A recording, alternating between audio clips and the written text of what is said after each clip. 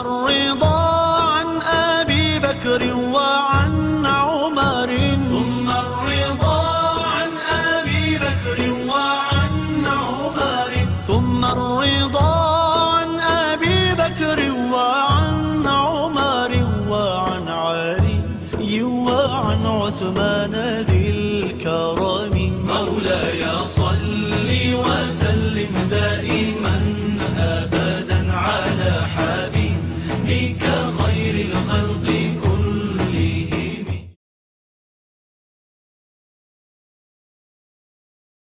نحمده ونصلي ونسلم على سيدنا ومولانا محمد رسوله النبي الأمين المكين الحنين الكريم الرؤوف الرحيم. أما بعد، بسم الله الرحمن الرحيم.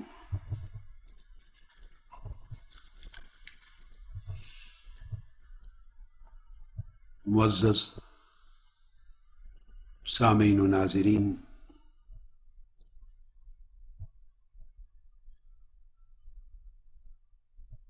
اللہ رب العزت کی توفیق سے ہم نے پچھلی نشست کی گفتگو اس نکتے پہ ختم کی تھی کہ خلافت راشدہ کے حوالے سے بالعموم اور تصور امامت و خلافت کے حوالے سے بالخصوص جو سب سے زیادہ صحیح، قوی، معتبر اور اہل سنت اور اہل تشیع دونوں حضرات کی سکہ کتب میں پائی جانے والی اعلیٰ درجے کی روایات کی روشنی میں باہمی مشترک اور متفق علیہ جو موقف سامنے آتا ہے وہ عدم وصیت اور عدم استخلاف کا ہے. یعنی حضور نبی اکرم صلی اللہ علیہ وآلہ وسلم نے بے شک خلفائے اربعہ کے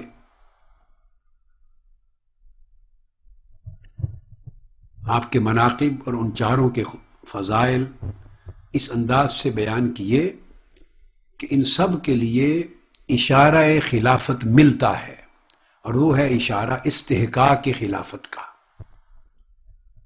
کہ یہ آقا علیہ الصلوۃ والسلام کے تیار کردہ جمیع تلامذہ، تربیت پانے والے جمیع صحابہ کرام میں سے یہ چار اتنے بلند رتبہ اولو العزم لوگ ہیں کہ ان میں سے ہر ایک خلافت و نیابت کا حقدار ہے.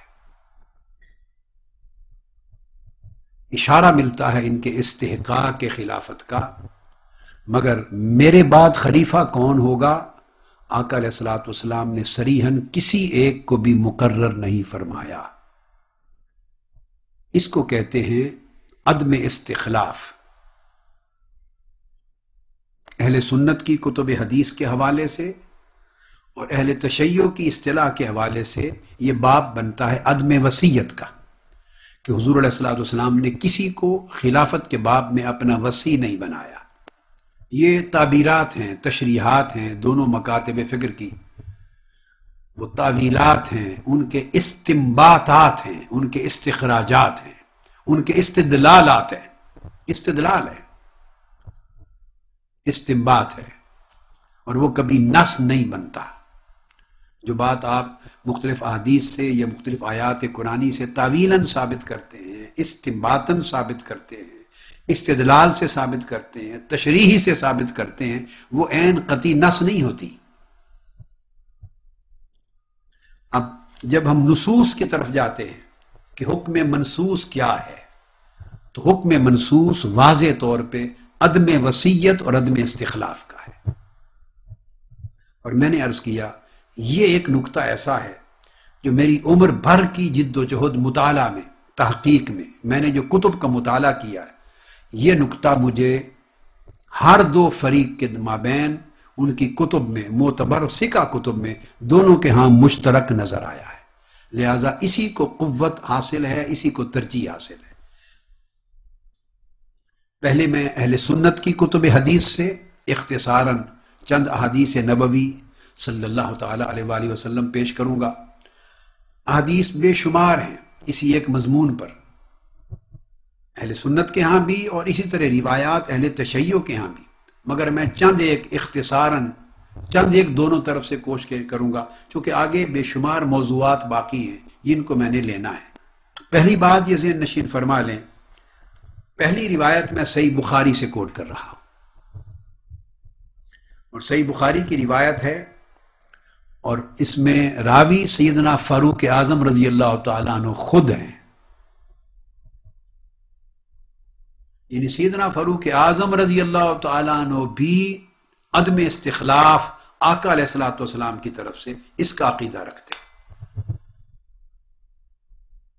عبداللہ ابن عمر رضی اللہ تعالیٰ عنہ روایت کرتے ہیں، یہ حدیث صحیح بخاری کی کتاب الاحکام سے ہے، اور کتاب الاحکام کا باب الاستخلاف ہے، اس باب کا نمبر ہے 51۔ عن عبداللہ ابن عمر رضی اللہ تعالیٰ عنہ قال قیل لعمر رضی اللہ تعالیٰ عنہ الا تستخلف۔ یہ واقعہ ہے جب سیدنا فاروق اعظم رضی اللہ تعالیٰ عنہ پر حملہ ہو گیا، آپ کو شہید کرنے کے لیے آپ زخمی ہو گئے۔ اس وقت حضرت عبداللہ ابن عمر رضی اللہ تعالیٰ عنہ آپ کی خدمت میں حاضر ہوئے آپ کی شہادت سے قبل، تو آپ سے پوچھا، ابا جان، اے خلیفۃ المسلمین، اے خلیفت رسول اللہ صلی اللہ علیہ وسلم، کیا آپ آگے کسی کو خلیفہ مقرر نہیں کریں گے، نامزد نہیں فرمائیں گے؟ اب سیدنا فاروق اعظم رضی اللہ تعالیٰ عنہ نے آگے دو باتیں کی، فرمایا قال ان استخلف فقد استخلف من هو خیر منی ابو بکر رضی اللہ تعالیٰ۔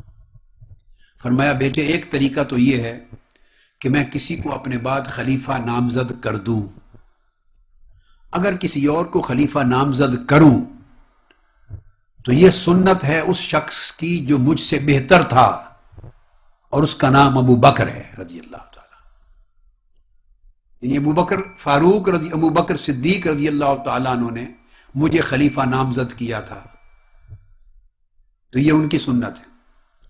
اور فرماتی ہیں وَإِنْ أَتْرُكْ، اور اگر میں کسی کو خلیفہ مقرر نہ کروں، استخلاف کو ترک کر دوں، مقرر نہ کروں، فقد تارک من هو خیر منی رسول اللہ صلی اللہ علیہ وآلہ وسلم، تو کسی کو خلیفہ مقرر نہ کرنا، ترک کر دینا استخلاف، یہ سنت ہے اسی ہستی کی جو مجھ سے اور سب سے اعلیٰ اور عرفہ ہیں، اور وہ محمد رسول اللہ صلی اللہ علیہ وآلہ وسلم۔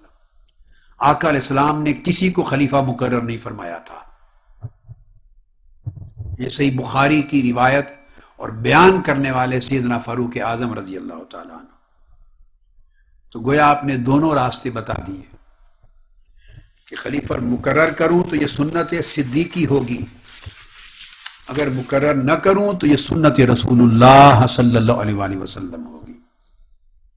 ایک اور روایت میں آتا ہے کہ حضرت عبداللہ بن عمر رضی اللہ تعالیٰ عنہ فرماتے ہیں، یہ روایت سالم کی ہے جو بطریق سالم مروی ہے، فرماتے ہیں کہ مجھے پتہ چلا کہ آپ کسی کو خلیفہ مقرر نہیں کرنا چاہتے سیدنا فاروق اعظم رضی اللہ تعالیٰ عنہ، تو جب میں نے پوچھا تو اس کا جواب یہ تھا سیدنا فاروق اعظم رضی اللہ تعالیٰ عنہ، تو انہوں نے فرمایا کہ حضور علیہ الصلوۃ والسلام جیسا کوئی نہیں ہو سکتا، فَإِنَّهُ لَمْ يَعْدِلْ بِرَسُولِ اللَّهِ أَحَدًا وَإِنَّهُ غَيْرُ مُسْتَخْلِفٍ، کائنات میں آقا علیہ الصلوۃ والسلام کے برابر کوئی نہیں، سو آقا علیہ السلام نے کسی کو خلیفہ مقرر نہیں فرمایا تھا۔ اس پر الامام ابن حجر عسقلانی فرماتے ہیں کہ واضح طور پر ثابت ہو گیا کہ سیدنا فاروق اعظم رضی اللہ تعالیٰ عنہ کی ذاتی ترجیح عدم استخلاف تھا، سو آپ نے اسی طریقہ، اسی سنت رسول کو اپنایا اور کسی ایک کو مقرر نہیں کیا۔ اب اس مسئلہ استخلاف پر ایک مکتب فکر راوندیہ ہے، یہ راوندی کی مذمت اور اس عقیدہ کی تنقید اور اس پر طعن کتب شیعہ میں بھی ملتی، کتب اہل سنت میں امام ابو الحسن اشعری کی کتابوں میں بھی ملتی ہے، اور اہل سنت ماتریدیہ میں امام ابو المنصور ماتریدی کی کتابوں میں بھی ملتی۔ امام نصفی تک، خواہ ان کی کتاب التوحید لے لیں، خواہ ان کے ادلہ لے لیں، تبصرہ لے لیں، ان تمام کتابوں میں ہر دو طرف اہل سنت اور اہل تشیع دونوں کے ہاں اس راوندی کی عقیدہ کی جگہ جگہ اگر آپ مطالعہ کریں ان کے متون کا قول ملے گا، قال راوندی، پھر اس کا رد کرتے۔ راوندیہ کا عقیدہ یہ تھا کہ حضور علیہ السلام نے حضرت عباس بن عبد المطلب کو اپنا خلیفہ منصوص حکم دے کے وصیت کر کے مقرر کیا۔ اب اگر وصیت ہی کو لینا ہے تو حضرت علی تو بھتیجے ہیں، حضرت عباس بن عبد المطلب حضرت مولا علی شیر خدا کے چچا ہیں، عباس بن عبد المطلب ہیں چچا۔ اگر وصیتی کو لینا ہے تو رابندیہ کہتے ہیں کہ حضور کی وصیت بھتیجے کو کیوں ملے، خلافت کی چچا کو کیوں نہ ملے؟ وہ آقا علیہ السلام کے بھی چچا، حضرت عبد المطلب کے بیٹے، اور مولا علی شیر خدا کے بھی چچا، اور ہیں بھی اہل بیت میں سے۔ تو راوندیہ کہتے کہ حضرت عباس پر نص ہے، وصیت ان کے حق میں ہے۔ شیعہ کہتے کہ نہیں، نص مولا علی شیر خدا کے حق میں ہے۔ اب یہ حدیث دونوں کا رد کر رہی ہے کہ آقا علیہ الصلوۃ والسلام نے کسی کے لیے کوئی وصیت فرمائی نہیں، آپ نے ترک استخلاف فرمایا، یہ سنت رسول ہے۔ مناقب سب کے دے دیے، اشارے دے دیے تاکہ لوگ اور امت سمجھ جائے، اور باقی امت کی مشاورت پہ چھوڑ دیا۔ اس لیے جو عمل ہوا وہ آقا علیہ السلام کا منشا جو تھا عدم استخلاف کا، وہ منشا پورا ہو گیا کہ امت نے پہلے متابعت ابی بکر کو مقدم جانا، اجماع ان پر کر لیا، پھر متابعت عمر پر، پھر متابعت عثمان پر، پھر متابعت علی شیر خدا پر۔ سیدنا فاروق اعظم رضی اللہ تعالیٰ عنہ کے عہد کے بعد یہ جو امت کی مشاورت تھی اس کی شکل پوری شورا کی بن گئی تھی، لہذا شورا کے سپرد ہو گیا۔ اب جو بات بڑی اہم ہے اس حدیث کی شرح میں وہ یہ، راوندیوں نے اعلان کیا، دعویٰ کیا کہ وصیت عباس کے حق میں تھی، اور شیعہ حضرات نے دعویٰ کیا اپنے عقیدے میں کہ وصیت مولا علی شیر خدا کے حق میں تھی۔ مگر لطف کی بات یہ ہے، امام نووی بیان کرتے ہیں، یہاں پر ان کو کوٹ کر رہا ہوں، حافظ ابن حجر عسقلانی کے ذریعے وہ فرماتے ہیں کہ دعوے دونوں فریقوں نے کیے، حضرت عباس کے حق میں راوندی عقیدہ میں، اور شیعہ عقیدہ میں حضرت علی کے حق میں، لیکن فرماتے ہیں لطف کی بات یہ ہے کہ 25 برس گزرے تینوں خلفاء کے خلافت کا زمانہ، نہ حضرت عباس نے دعویٰ کیا وصیت کی بنیاد پر اپنی خلافت کا، اور نہ مولا علی شیر خدا نے دعویٰ کیا 25 برس تک وصیت کی بنیاد پر اپنی خلافت کا۔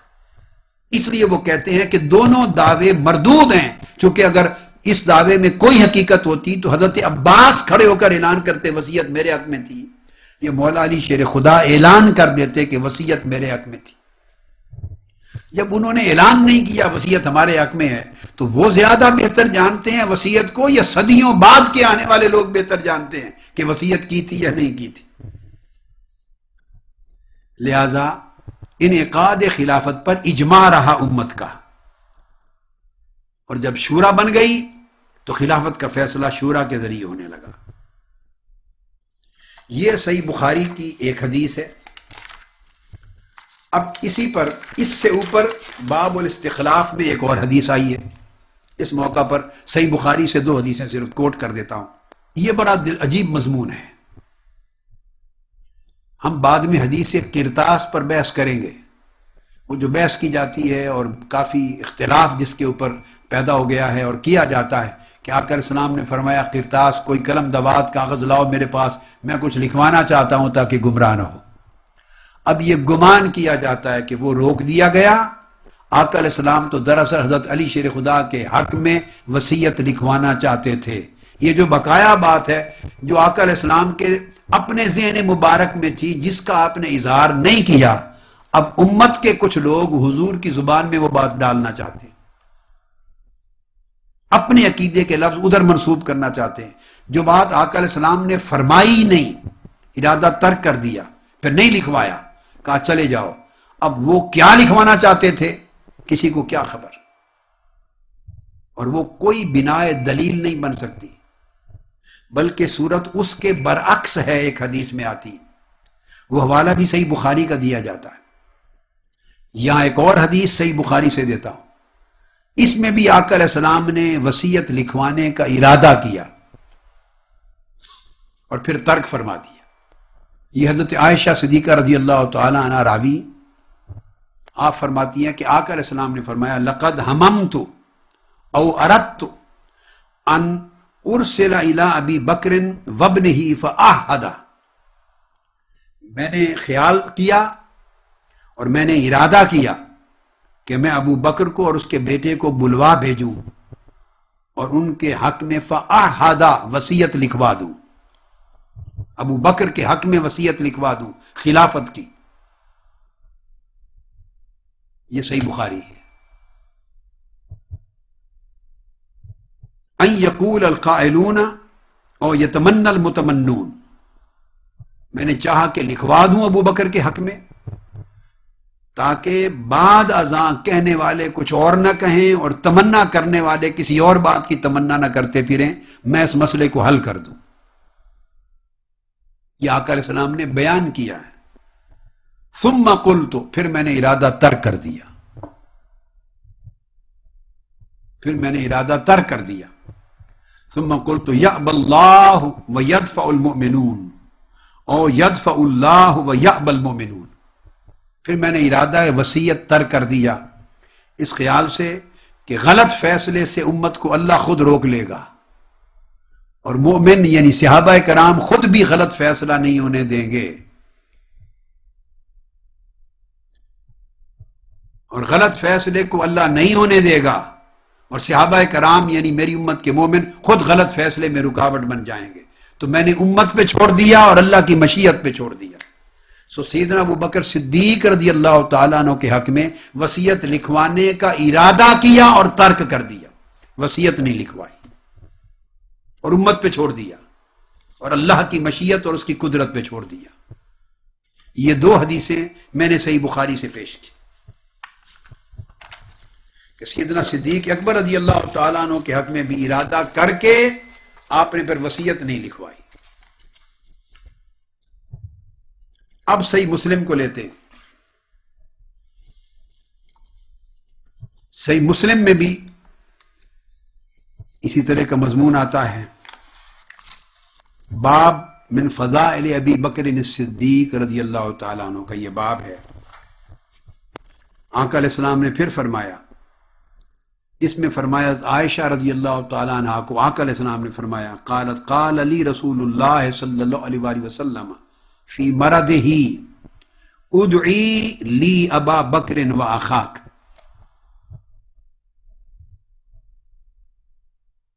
اے عائشہ اپنے والد ابو بکر کو اور اپنے بھائی کو بلاؤ، میرے پاس بلاؤ. اس میں آقا علیہ السلام نے فرما دیا، حکم دیا بلاؤ میرے پاس، حتی اکتب کتابا، تاکہ میں وصیت لکھوا دوں، ابو بکر کے حق میں وصیت لکھوا دوں. فإنی اخاف ان یتمنی متمن ویقول قائل، مجھے خدشہ ہے کہ کہیں اور تمنا کرنے والے یا کچھ بات کرنے والے یہ نہ کہیں کہ انا اولا، کہ میں زیادہ حقدار ہوں ابو بکر سے، اس کا راستہ نہ روکیں.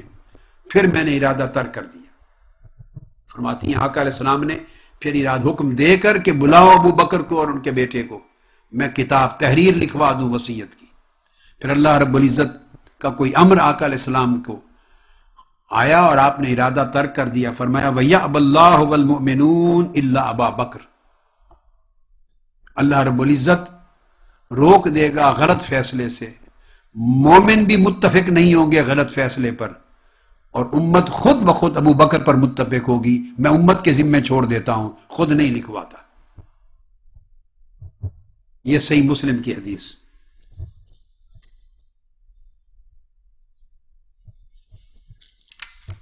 گویا آقا علیہ الصلوۃ والسلام سے معلوم ہوا کہ آپ کی خواہش ہوئی کہ سیدنا ابو بکر صدیق رضی اللہ تعالیٰ عنہ کے حق میں وصیت خلافت لکھوائیں، مگر آپ نے خواہش کے باوجود ارادہ ترک فرما دیا۔ سر دست صحیح مسلم سے میں اسی روایت پہ اکتفا کرتا ہوں، باقی حدیثیں الگ الگ موضوعات میں آئیں گی، بہت سی حدیثیں آئیں گی۔ اس وقت میں صرف عدم استخلاف اور عدم وصیت کی حدیث کو لے رہا ہوں۔ اب سنن ابی داؤد، اتنا ثابت کرنے کے لیے کہ یہ ایک ایسا موقف ہے متفقہ پوری امت میں جو اہل سنت اور اہل تشیع دونوں کی کتابوں میں موجود ہے، لہذا اس موقف کو کیوں نہ اپنایا جائے جس پر پوری امت کا اجماع ہے اور احادیث صحیحہ سے دونوں طریق سے ثابت ہے۔ سنن ابی داؤد میں حدیث ہے، کتاب السنہ، حضرت حسن، امام حسن حضرت قیس بن عباد سے روایت کرتے ہیں، میں نے پوچھا سیدنا مولا علی شیر خدا رضی اللہ تعالی عنہ سے، اور یہ واقعہ ہے، سنیے، جب سیدنا مولا علی شیر خدا جنگ جمل کا معاملہ تھا تو آپ بلاد عراق میں پہنچے، آپ کا دور خلافت تھا، تو آپ جب عراق پہنچے، جنگ جمل جب اس خطے میں ہوئی، جب وہاں پہنچے تو اس موقع پر آپ سے پوچھا گیا، اے مولا علی شیر خدا رضی اللہ تعالیٰ عنہ، اخبرنا عن مسیرک ھذا،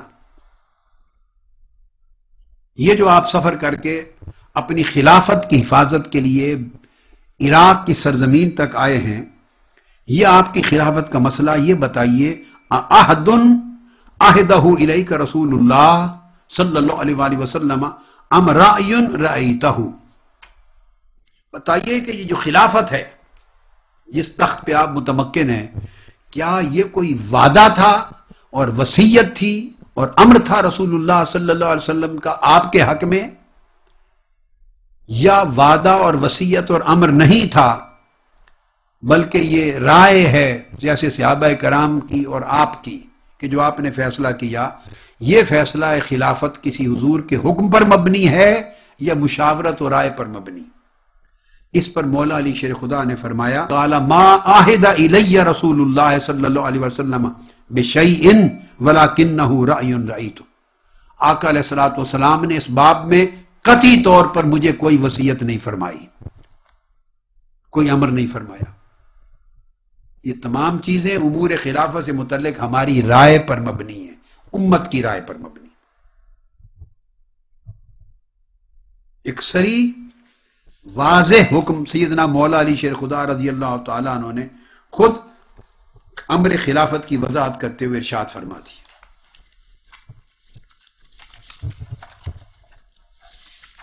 یہ ابو داؤد میں تھا۔ اس کے بعد اب جامع ترمذی کی حدیث لیتے ہیں، جامع ترمذی، جامع ترمذی میں باب ما جاء فی الخلفاء، باب نمبر 46 تھا اس کا، وہ چلتے ہوئے آگے پھر باب نمبر 48 آیا ہے، باب ما جاء فی الخلافہ، حدیث نمبر 2225 ہے۔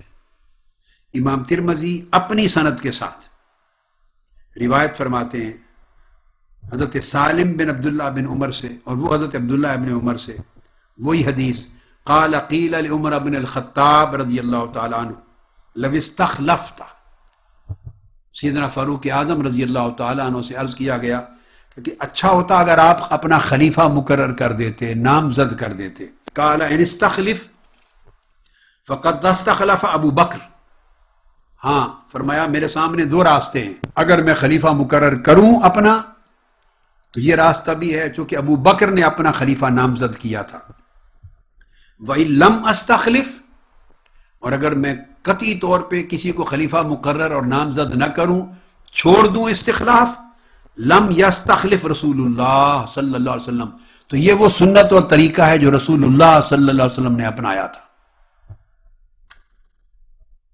اب جو بات بڑی دلچسپ ہے، آپ یہ کہہ سکتے ہیں وہ بھئی یہ تو اہل سنت کی کتب حدیث ہیں تو میں نے آپ کو عرض کیا کہ یہ اہل تشیع کی بھی میں اس کے بعد بتا رہا ہوں، وہ بھی آ جائیں گی آپ کے سامنے۔ اگر آپ کے ذہن میں یہ خیال آئے کہ یہ تو سیدنا فاروق اعظم نے کہا اور صحابہ کرام کی روایات ہیں معاذ اللہ، اور ان کی ثقافت اور صداقت پر شک ہو، تو میں ایک بات کہنا چاہتا ہوں، وہ یہ کہ جس نے روایت گھڑنی ہو اور معاذ اللہ استغفر اللہ کذب جھوٹ بولنا ہو، وہ یہ کیوں کہے گا کہ رسول اللہ نے خلافت کے لیے کسی کو نامزد نہیں کہے تھا؟ اگر کوئی غلط بات کرنی ہے تو وہ یہ کیوں نہ کہے کہ رسول اللہ نے ابو بکر کو خلیفہ نامزد کیا تھا، یہ رسول کی سنت ہے، سو میں بھی مقرر کروں گا۔ اگر کسی نے معاذ اللہ غلط بیانی کرنی ہو تو وہ کرے جس طریق پر عمل ہو چکا ہے۔ اور اگر حضور علیہ السلام کا کسی کو خلیفہ مقرر کرنا معلوم ہوتا، مشہور ہوتا، معروف ہوتا، طے شدہ امر ہوتا، تو کبھی سقیفہ بنو ساعدہ میں اجلاس ہی نہ ہوتا، کبھی خلافت کے تقرر پر بحث ہی نہ ہوتی۔ امیر منا و امیر منکم، انصار کہتے تھے ایک امیر اور خلیفہ ہم میں سے ہوگا، ایک تم میں سے ہوگا۔ یہ پوری بحث و تمہیز اور مشاورت کے بعد جا کے جو بیعت ہوئی، اس سے بڑی دلیل سقیفہ بنو ساعدہ کا واقعہ، اس سے بڑھ کر دلیل اور کیا ہو سکتی ہے تاریخ اسلام میں کہ حضور علیہ السلام نے کسی کو خلیفہ نامزد نہیں کیا تھا؟ کیا ہوتا تو بحث ہی نہ ہوتی امت میں۔ تو سیدنا فاروق اعظم فرما رہے ہیں کہ آقا علیہ السلام کی سنت یہ کہ کسی کو مقرر نہیں فرمایا تھا۔ اب یہی حدیث امام عبد الرزاق نے اپنی مصنف میں بھی روایت کی اپنی سند سے، حدیث نمبر 9763۔ ترمذی کے علاوہ امام احمد بن حنبل نے بھی روایت کی، جلد اول صفحہ 43 اور 47 پر۔ اسی کو امام عبد بن حمید نے بھی روایت کیا جو امام بخاری کے شیخ ہیں، حدیث نمبر 32 پر۔ اسی کو ابو داؤد روایت کر چکے ہیں، اسی کو امام بزار نے بھی روایت کیا، اسی کو امام ابو یعلا نے بھی روایت کیا، الگ الگ طریق سے۔ یہ الگ الگ طرق اور اسانید سے یہ حدیث آ رہی ہے، اتنا اس پر اجماع ہے، اتنی شہرت ہے اس حدیث کو۔ امام ابن حبان نے یہی حدیث روایت کی نمبر 4478، امام بہقی نے روایت کیا اس کو، امام بغوی نے روایت کیا، اور دیگر ائمہ نے بھی اس کو روایت کیا۔ آقا علیہ السلام نے کسی کو بجائے خلیفہ نامزد کرنے کے خلافت کی مجموعی شکل بتا دی امت کو، مجموعی۔ آقا نے فرمایا کہ میرے بعد خلافت 30 برس تک رہے گی، یہ بات بتا دی، جس کو امام ترمذی خود روایت کرتے ہیں اسی باب میں حدیث نمبر 2226۔ آقا علیہ السلام نے فرمایا، حضرت سفینہ مولا رسول اللہ صلی اللہ علیہ وآلہ وسلم روایت کرتے ہیں، قال الخلافت فی امتی 30 سنہ، میری امت میں خلافت یعنی خلافت راشدہ، خلافت حقہ، خلافت صحیحہ 30 برس تک رہے گی، کوئی غصب نہیں ہوگا، کوئی ناجائز کام نہیں ہوگا۔ ثم ملکن، اس کے بعد ملوکیت ہوگی، حکومت و سلطنت ہوگی، وہ خلافت راشدہ نہیں ہوگی۔ ثم ملکن بعد ذالک، اس 30 برس کی خلافت راشدہ کے بعد حکومت و سلطنت ہوگی، ملک ہوگا۔ پھر حضرت سفینہ فرماتے ہیں آگے تابعین کو کہ تم گنو، تو خلافت ابو بکر کو، خلافت عمر کو، خلافت عثمان کو، پھر خلافت علی کو، جب ان کو گنا فوجدناها 30 سنہ، 6 ماہ امام حسن مجتبیٰ کے ڈال کر ہم نے گنا تو معلوم ہوا کہ ان چاروں کی خلافت 30 برس پہ جا کے مکمل ہوگی۔ قال سعید، سعید بن جمحان جو راوی ہیں حضرت سفینہ سے، تو سعید بن جمحان آگے بیان کرتے ہیں کہ میں نے عرض کیا کہ ان بنی امیہ یزعمون ان الخلافۃ فیہم، کہ بنو امیہ سمجھتے ہیں کہ ہم بھی اسی طرح خلفاء راشدین ہیں، ہماری خلافت بھی حقہ، صحیحہ اور ثابتہ خلافت ہے۔ تو حضرت سفینہ نے جواب دیا، قال کذبوا بنو الزرقاء بل ہم ملوکن، وہ خلفاء راشدین نہیں ہیں، وہ بادشاہ ہیں، حکمران ہیں، سلاطین ہیں۔ اب اگر بات یہ ہے کہ اگر کسی نے معاذ اللہ اہل بیت کے خلاف حدیث گھڑنی ہو تو وہ ثم ملکن بعد ذالک کیوں کہے کہ بعد میں ملوکیت ہوگی؟ وہ پھر آگے بھی خلافت کو چلائے، 90 برس بنو امیہ کے رہے تو 30 کیوں کہے؟ 120 برس کہے گا، اگر نہیں صحابہ کرام عدول تھے، حق کہنے والے تھے. تو یہ امام ترمذی نے بھی جو روایت کی اس سے یہ ثابت ہوا کہ آقا علیہ السلام نے کسی کو خلیفہ نامزد نہیں کیا. پھر سیدنا فاروق اعظم کے علاوہ اگلی حدیث حضرت علی شیر خدا سے مروی، مولا علی شیر خدا اور عمر فاروق رضی اللہ تعالیٰ عنہما دونوں فرماتے ہیں لم یعہد النبی فی الخلافت شیئا. حضرت مولا علی شیر خدا کا بھی ارشاد کہ رسول پاک صلی اللہ علیہ وآلہ وسلم نے خلافت کے باب میں کوئی وصیت نہیں فرمائی تھی، کسی کو خلیفہ مقرر اور نامزد نہیں کیا تھا. اور امام ترمذی فرماتے ہیں یہ حدیث حسن ہے. یہ تھا پورا قول جس کو تمام ائمہ صحاح ستہ اس حدیث پاک کو روایت کر رہے ہیں اور صحابہ کرام سب کی تائید حاصل ہے. صحاح ستہ کی حدیثیں دینے کے بعد اس طرح چند ایک منتخب احادیث میں چاہتا ہوں کہ اب اہل تشیع کی کتب کی دے لیں، اہل تشیع کی کتب سے معتبر ریفرنسز دے لیں. اب سب سے پہلا حوالہ جو اس باب میں دینا چاہ رہا ہوں وہ بہت اہم ہے. وہ معروف کتاب ہے حضرات شیعہ کی، امام الطائفہ طوسی کی تصنیف. ان کا نام ہے علامہ ابو جعفر محمد بن حسن بن علی الطوسی. ان کی وفات 460 ہجری میں ہوئی اور بہت بڑی معتمد کتاب ہے تلخیص الشافی. اب ایگزیکٹلی جس طرح سیدنا عمر فاروق رضی اللہ تعالیٰ عنہ سے ان کے صاحبزادے نے عرض کیا کہ آپ خلیفہ مقرر نہیں کریں گے آپ کے بعد، تو آپ نے فرمایا نہیں، رسول اللہ صلی اللہ علیہ وسلم کی سنت خلیفہ نامزد نہ کرنا ہے، ابو بکر صدیق کی سنت نامزد کرنا ہے. دونوں راستے میرے پاس ہیں مگر میں اعلیٰ راستے کو اپناؤں. اب یہی واقعہ رویہ عن ابی وائل وحق الحکیم، ابو وائل اور الحکیم سے روایت ہے عن علی ابن ابی طالب رضی اللہ تعالیٰ عنہ علیہ السلام. یہ پھر یاد سے ریفرنس لے لیں.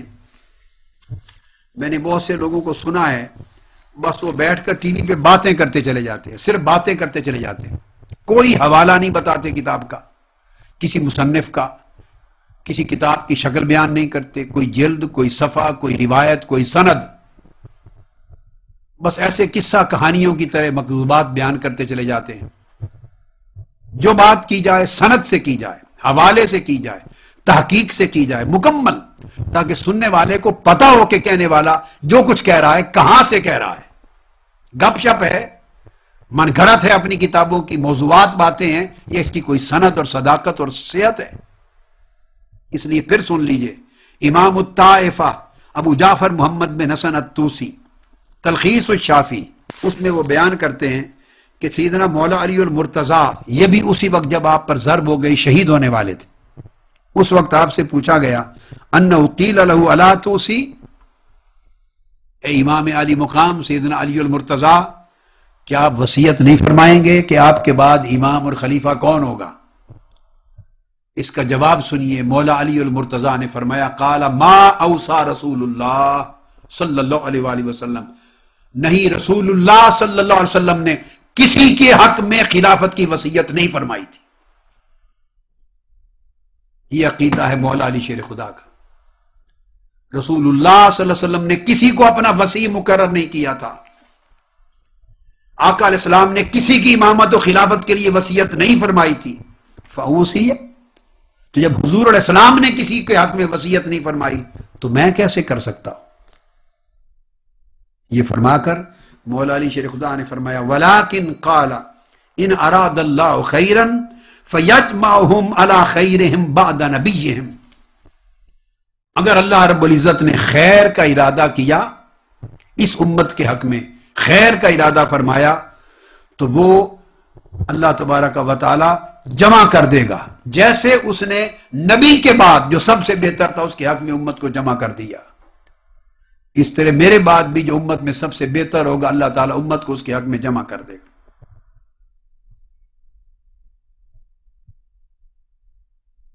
پھر اس کے بعد یہ ایک اور روایت ہے جو ساکوا بن سوخان سے ہے، اسی کتاب پر دوسری روایت آئی ہے کہ جب ابن ملجم لعنت اللہ علیہ جب اس نے وار کیا سیدنا مولا علی شیر خدا پر کرم اللہ وجہ الکریم، آپ شہید ہونے سے پہلے لما ضرب علی علیہ السلام دخلنا علیہ فقلنا یا امیر المؤمنین استخلف علینا. ساقبہ بن سوخان کہتے ہیں جب آپ پر وار ہو چکا، آپ زخمی ہو گئے، آپ کی شہادت سے قبل ہم آپ کے پاس حاضر ہوئے، کئی آپ کے خدمت گزاران، اور حاضر ہو کہ ہم نے عرض کیا کوفہ میں اے امیر المؤمنین استخلف علینا، ہمارے لیے اپنی طرف سے خلیفہ مقرر فرما دیجئے کہ آپ کے بعد خلیفہ کون ہوگا. قال لا، مولا علی شیر خدا کرم اللہ وجہ الکریم نے فرمایا نہیں مقرر کروں گا، وصیت نہیں کروں گا. اب یہ بات بتائیے، اگر امامت اور خلافت وصیت کے ساتھ ہوتی تو مولا علی شیر خدا نے معاذ اللہ انحراف کیا اس اصول سے یا نہیں؟ اور وصیت لازمی ہوتی نئے امام اور خلیفہ کے تقرر کی تو معاذ اللہ مولا علی شیر خدا نے وصیت ترک کر کے کتنے بڑے گناہ کا ارتکاب کیا. استغفر اللہ استغفر اللہ استغفر اللہ. بات سمجھانے کے لیے کہہ رہا ہوں، کوئی گناہ نہیں کیا. مولا علی شیر خدا کا یہ عقیدہ ہی نہیں تھا کہ کوئی وصیت کی جاتی ہے امامت اور خلافت کی، یہ بعد میں گھڑا گیا صدیوں پہلے. اس وقت مولا علی شیر خدا کو بھی خبر نہیں ہوگی کہ صدیوں بعد گھر کی عقیدہ ہماری طرف منسوب کر دیا جائے گا. آپ کے سامنے سنت رسول اللہ، سنت مصطفیٰ ازہر من الشمس سفید دن کی طرح کلیئر تھی. یہی بات فاروق اعظم کہہ رہے ہیں، یہی بات دیگر صحابہ کہہ رہے ہیں، یہی بات سیدنا علی شیر خدا کہہ رہے ہیں. اس مسئلہ پر خلفائے اربعہ سمیت صحابہ کرام اور اہل بیت اطہار میں کوئی اختلاف نہیں تھا اس بات پر کہ آقا علیہ السلام نے کسی کے حق میں وصیت نہیں فرمائی اور کوئی وصی رسول نہیں ہے اور حضور کا نامزد کردہ خلیفہ نہیں ہے، اس پر کوئی اختلاف نہیں تھا. چنانچہ آپ نے فرمایا میں وصی اور خلیفہ مقرر نہیں کروں گا. کیوں؟ آگے مولا علی شیر خدا دلیل دیتے ہیں اور یہ کتاب میں حوالہ دے چکا ہوں، وہی امام الطائفہ طوسی کی جلد 2 صفحہ 372 تلخیص الشافی. وہ فرماتے ہیں فَإِنَّا دَخَلْنَا عَلَىٰ رَسُولِ اللَّهِ صلی اللہ علیہ وآلہ وسلم حِينَ ثَقُلَ، جب آقا علیہ السلام کی طبیعت مقدسہ بوجھل ہوئی اور آپ علیل ہوئے تو ہم آپ کی خدمت میں، جب آپ کا مرض الوفات بڑھ گیا تھا تو ہم آپ کی خدمت میں حاضر ہوئے تھے اور ہم نے عرض کیا، مولا علی شیر خدا فرما رہے ہیں فَقُلْنَا يَا رَسُولَ اللَّهِ اسْتَخْلِفْ عَلَيْنَا، ہم نے عرض کیا تھا یا رسول اللہ ہمارے لیے آپ اپنے بعد کوئی خلیفہ مقرر فرما دیں. ہم نے عرض کیا تھا یا رسول اللہ خلیفہ مقرر فرما دیں. فقال لا، آقا علیہ السلام نے فرمایا میں اپنے بعد کسی کو خلیفہ مقرر نہیں کرتا. اب یہ حوالے میں سنی کتابوں سے نہیں دے رہا ہوں، وہ صحیح بخاری، مسلم، ابو داؤد، ترمذی سے ایک ایک 2 حدیثیں بیان کر چکا. اب عین اسی کی مطابقت اور موافقت میں بنفس ہی وہی مضمون مولا علی شیر خدا کی زبان سے آ رہا ہے اور کتب شیعہ کے اندر ہے اور عام کتابوں میں نہیں ہے. 460 ہجری میں وفات ہوئی ہے، 5ویں صدی ہجری کے بزرگ ہیں امام الطائفہ جن کو کہتے ہیں امام طوسی، کہ مولا علی شیر خدا نے فرمایا میں بھی وصیت نہیں کروں گا اور دلیل یہ ہے کہ تاجدار کائنات نے بھی کوئی وصیت نہیں کی تھی. ہمارے عرض کرنے کے باوجود یا رسول اللہ استخلف علینا، ہمارے لیے کوئی خلیفہ مقرر فرما دیں. فقال لا، میں مقرر نہیں کرتا. کیوں؟ انی اخاف ان تتفرقوا کما تفرقت بنو اسرائیل عن ہارون، اگر میں کسی کو مقرر کر دوں تو مجھے خدشہ ہے کہ تم بنی اسرائیل کی طرح متفرق ہو جاؤ گے، ٹکڑوں ٹکڑوں میں بٹ جاؤ گے. ولیکن ان یعلم اللہ فی قلوبکم خیرا اختارکم، اگر اللہ پاک نے تمہارے دلوں کو خیر پر پایا تو اللہ پاک تو تمہارے لیے خود ہی بہتر خلیفہ مقرر کر دے گا، تمہارا اجماع کر دے گا کسی بہتر خلیفہ پر. امت اپنی رائے اور مشاورت کے نتیجے میں خود اچھے نتیجے پر پہنچ جائے گی جو منشا الہی ہوگا. تو میں اللہ کی منشا پہ چھوڑتا ہوں اور اللہ کی منشا کنٹرول کرے گی امت کے دلوں کو اور امت کے فیصلوں کو، وہ خود بخود صحیح فیصلہ ان سے لے لے گا اللہ. یہ مولا علی شیر خدا کا فرمان۔ اب اس کے بعد آگے آئیے، پھر ایک اور حدیث روایت شیعہ کتب کی، اور کتاب کا نام ہے الشافی۔ ابھی جو پہلے حوالے دیے میں نے یہ تلخیص الشافی امام الطائفہ طوسی کے تھے، اب براہ راست کتاب الشافی جس کی تلخیص علامہ طوسی نے کی تھی، اب کتاب الشافی۔ اس کے مصنف ہیں علم الہدا، ان کا ٹائٹل ہے، ابو القاسم علی بن حسن الموسوی، معروف ہیں شریف المرتضی کے نام سے، عام علماء اس کو شریف المرتضی جانتے ہیں، الموسوی۔ ان کی وفات 436 ہجری میں ہوئی۔ یہ چوتھی اور پانچویں صدی ہجری کے شیعہ بزرگ ہیں، چوتھی پانچویں صدی ہجری کے۔ میں نے آپ کو عرض کیا نا کہ 300 سال تک اس مفروضہ عقیدہ امامت و خلافت کا تصور نہیں تھا۔ یہ میں آپ کو چوتھی صدی ہجری اور پانچویں کا ریفرنس دے رہا ہوں۔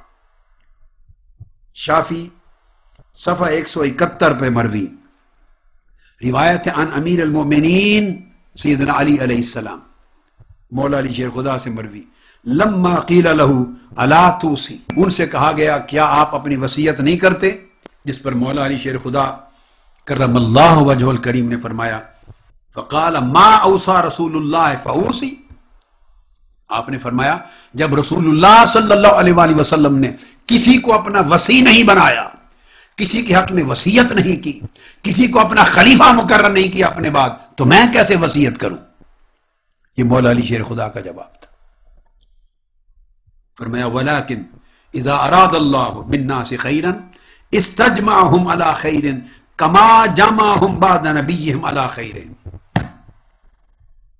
فرمایا اگر اللہ پاک نے حضور علیہ السلام کی امت سے خیر کا ارادہ کیا تو میرے بعد بھی اللہ تعالیٰ کی خیر پر امت کو جمع کر دے گا، کسی سب سے بہتر شخص پر میرے بعد بھی جمع کر دے گا، اسی طرح جیسے حضور علیہ السلام کے وصال کے بعد اللہ پاک نے سب سے بہتر شخص پر امت کو جمع کر دیا تھا، یعنی ابو بکر صدیق پر جمع کر دیا۔ آپ نے سارا جھگڑا ختم کر دیا، چکا دیا۔ نمبر ایک تو فرمایا کہ وصیت رسول اللہ نے نہیں کی، خلافت اور امامت وصیت سے طے نہیں ہوئی، اس لیے میں بھی وصیت نہیں کرتا، نہ رسول اللہ نے کی نہ مولا علی شیر خدا نے کی۔ دو باتیں ثابت ہوئی۔ خلافت کس طرح طے ہوتی؟ فرمایا اللہ پاک کے ارادہ خیر سے، کہ اللہ پاک نے اگر چاہا تو میرے بعد بھی جو امت میں سب سے بہترین ہوگا، اور وہ امام حسن مجتبیٰ تھے، ان پر امت کو جمع کر دے گا، بالکل اسی طرح جس طرح رسول اللہ کے وصال کے بعد امت میں جو سب سے بہتر شخص تھا اللہ نے امت کو اس پر جمع کر دیا، وہ ابو بکر صدیق تھے۔ تو مولا علی شیر خدا نے یہ اعلان کر دیا کہ بعد از مصطفیٰ امت میں سب سے بہتر شخص جو مستحق کے خلافت تھا وہ ابو بکر صدیق تھے، اور امت ان پر جمع ہوئی، اور امت کا جمع ہونا حق تھا، اور ان کی خلافت نہ غصب تھی، نہ ظلم تھا، نہ جبر تھا۔ یہ مولا علی شیر خدا کا فیصلہ ہے۔ اب آج ان کو غاصب، جابر اور ظالم کہنا یہ مولا علی شیر خدا کے فرمان کو رد کرنے کے مترادف ہے، مولا علی شیر خدا کی تکذیب ہے، مولا علی شیر خدا کو معاذ اللہ جھٹلانا ہے۔ ایک طرف وفاداری علی، ایک طرف محبت علی کا دعویٰ، اور ایک طرف اسوہ علی کو چھوڑ کر جن کو وہ فرما رہے ہیں کما جامعہم بعد نبیہم علی خیرہم، اللہ نے امت کو سب سے بہتر شخص پر جمع کر دیا، وہ ابو بکر صدیق تھے، وہ فتویٰ دے چکے۔ تو وہ شخص محب علی ہے، اور حقیقت میں وہ شخص شیعہ علی ہے، مولا علی شیر خدا کا وفادار ہے، جو مولا علی شیر خدا کے فرمان کو سچا مانے۔ یہ فیصلہ ہے علی شیر خدا کا۔ اس کے بعد ایک اور روایت ہے، اور وہ ناسخ التواریخ سے دے رہا ہوں ریفرنس، شیعہ حضرات کی معروف کتاب ہے، اس میں کسی کو شک نہیں، سب سے بڑی عظیم الشان کتاب ائمہ اطہار اہل بیت کی تاریخ پر۔ اس میں مولا علی شیر خدا فرماتے ہیں، بڑی دلچسپ اور ایمان افروز بات کی۔ کسی نے آپ سے سوال کیا، اس کے جواب میں فرما رہے ہیں، اما عتیق و ابن الخطاب، اس سوال کا جواب چکا دیا ہے فار ایور مولا علی شیر خدا نے۔ اگر عدل اور انصاف کی رتی ہو طبیعت میں تو مولا علی شیر خدا کے فرمان کے ایک ایک لفظ میں حکمت اور ہدایت کے چشمے. فرمایا لوگو، عتیق یعنی ابو بکر صدیق، عتیق من النار، ابو بکر صدیق ان کو عتیق کہہ رہے ہیں. انت عتیق من النار، جس کو اللہ نے دوزخ سے آزادی کا سرٹیفکیٹ دے دیا. وابن الخطاب، اور عمر فاروق عمر بن الخطاب رضی اللہ تعالی عنہما، فإن كان آخذا ما جعله رسول اللہ لی. یہ سیدنا عثمان غنی، اور یہ سیدنا عثمان غنی سے فرما رہے ہیں، ان سے مذاکرہ ہوا ہے آپ کا. سیدنا عثمان غنی کو فرما رہے ہیں اور ان کے ذریعے پوری امت کو سنا رہے ہیں. فرمایا میرے بھائی عثمان، اگر تو یہ امر خلافت جو ابو بکر صدیق اور عمر بن الخطاب نے ترتیب سے لیا، اگر تو یہ میرا حق تھا، رسول اللہ صلی اللہ علیہ وسلم نے اگر تو یہ میرے لیے خاص مقرر کیا تھا اور یہ انہوں نے لے لیا، فرمایا فأنت عالم بذلک والمسلمون، تو اس بات کا علم آپ کو زیادہ ہونا چاہیے تھا اور تمام صحابہ مسلمانوں کو بھی علم ہونا چاہیے تھا کہ میرا خاص حق تھا جو ابو بکر و عمر نے لے لیا.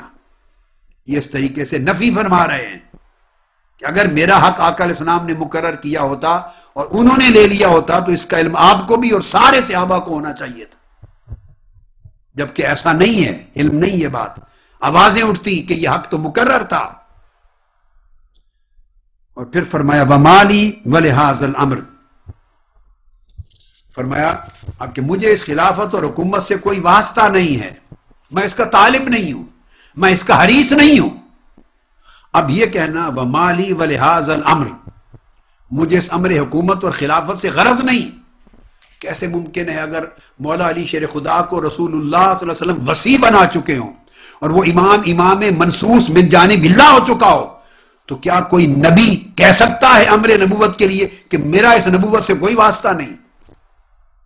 کوئی رسول کہہ سکتا ہے مجھے کیا غرض اس رسالت کے ساتھ، مجھے کیا غرض اس نبوت کے ساتھ؟ اگر امامت و خلافت اسی طرح منصوص من اللہ ہے اور اللہ کے رسول کی وصیت ہے تو مولا علی شیر خدا اس سے بے نیازی کیوں برت سکتے ہیں؟ وہ تو امر الہی ہے، نص خدا ہے، وصیت مصطفیٰ ہے. اور پھر فرماتے ہیں وَقَدْ تَرَكْتُهُ مُنْذُ حِينٍ، اے میرے بھائی عثمان مدت ہوئی میں تو اس کا خیال بھی ترک کر چکا ہوں. اگر یہ منصوص من اللہ ہوتی تو کیا اس کا خیال ترک کرنا جائز ہے؟ اگر رسول اللہ صلی اللہ علیہ وسلم کی وصیت ہوتی تو اس کا خیال بھی ذہن سے نکال دینا جائز ہے معاذ اللہ. اور پھر آپ فرماتے ہیں فَإِمَّا أَن لَا يَكُونَ حَقِّي بَلِ الْمُسْلِمُونَ فِيهِ شَرْعٌ فَقَدْ أَصَابَ السَّهْمُ الصُّغْرَى. اور دوسری صورت یہ ہے، آپ فرماتے ہیں کہ اگر یہ خلافت، یعنی دو ہی پاسبلٹیز ہیں، یہ کہ اگر رسول اللہ صلی اللہ علیہ وسلم کے بعد خلافت صرف میرا حق نہ تھا بلکہ سارے مسلمان اور صحابہ اس میں برابر حقدار تھے، شریک تھے. اور دوسرا امکان فرماتے شریک تھے تو فرماتے ہیں اس صورت میں کہ پھر اگر برابر کے شریک تھے تو جس کا حق تھا اس کو پہنچ گیا.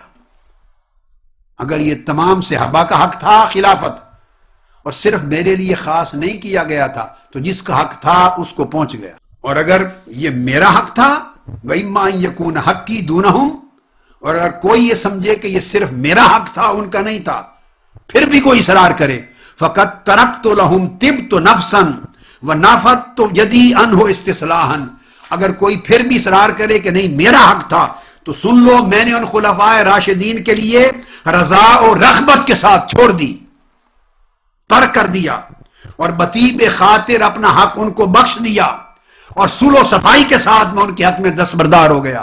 تو بولیے اب جھگڑا کس بات کا ہے؟ فرماتے ہیں اگر کوئی اصرار کرے کہ میرا حق تھا اور معاذ اللہ انہوں نے لے لیا تو میں حق ان کو بطیب خاطر خوشی سے دے چکا، رضا و رغبت سے دے چکا، خیر اور اصلاح کے لیے دے چکا اور بھول چکا، میں دعوے دار ہی نہیں ہوں.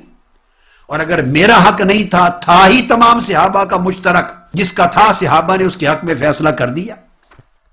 تو دونوں صورتوں میں مولا علی شیر خدا نے مسئلہ خلافت و امامت کے جھوٹے دعوے کو رد کر دیا ہے. فرماتے ہیں اگر کوئی یہ سمجھے کہ میرا حق تھا تو فرماتے ہیں مجھے 25 سال ہوئے میں حق ان کو دے چکا، دستبردار ہو چکا، اور رضا و رغبت کے ساتھ، استصلاحاً خیر کی نیت کے ساتھ، خوشی کے ساتھ، صلح و صفائی کے ساتھ، نہ کوئی جبر ہے نہ اکراہ ہے۔ یہ مولا علی شیر خدا فرما رہے ہیں، اور یہ الزام کہ انہیں گرفتار کر کے لایا گیا معاذ اللہ، یہ بھی میں نے اپنے کانوں سے سنا ہے۔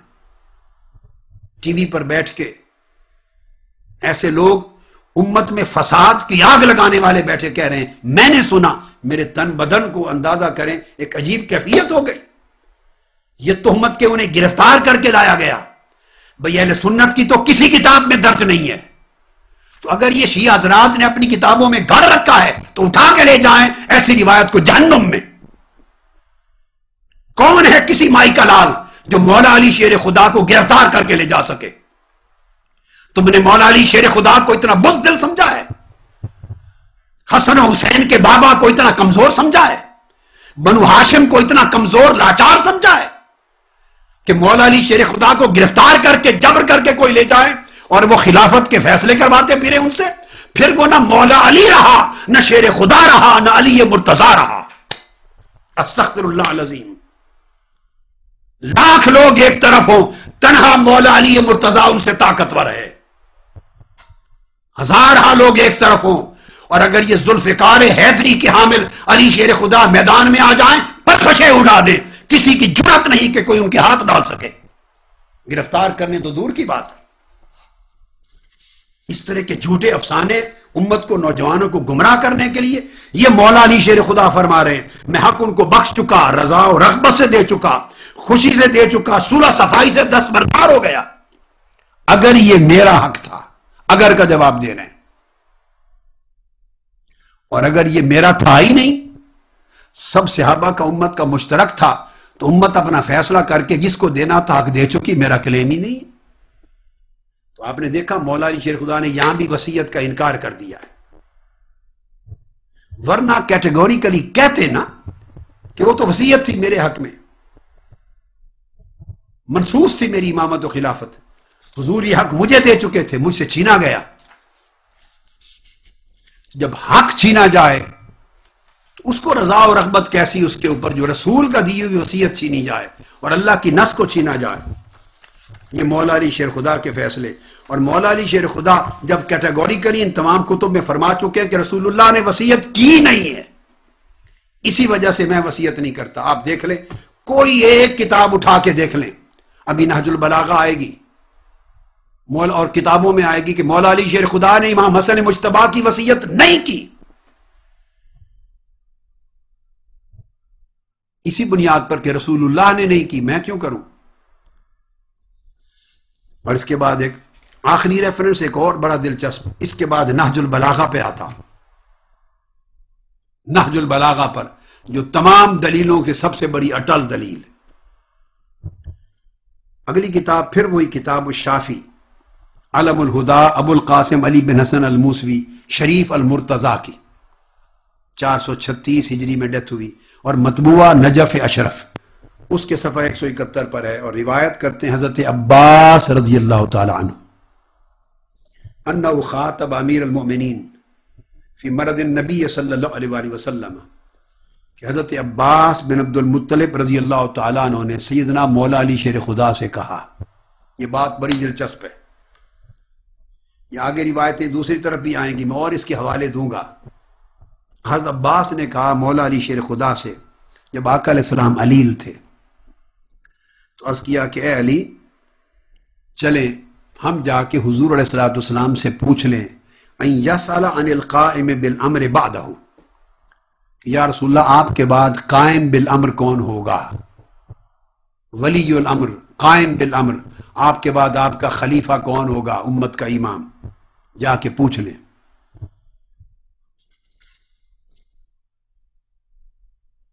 مولا علی شیر خدا کرم اللہ وجہ کریم نے کہا کہ نہیں، آپ نے نہیں پوچھنا، فرمایا نہیں جاتے۔ اس لیے وہ فرماتے ہیں وَأَنَّهُ امْتَنَعَ مِنْ ذَلِكَ، مولا علی شیر خدا نے ان کو روک دیا کہ چچا عباس، نہ آپ جائیں نہ میں جاتا ہوں، اور ہم جا کے آقا علیہ السلام سے یہ بات نہیں پوچھتے کہ آپ کے بعد قائم بالامر اور ولی الامر خلیفہ کون ہوگا، نہیں پوچھتے۔ کیوں؟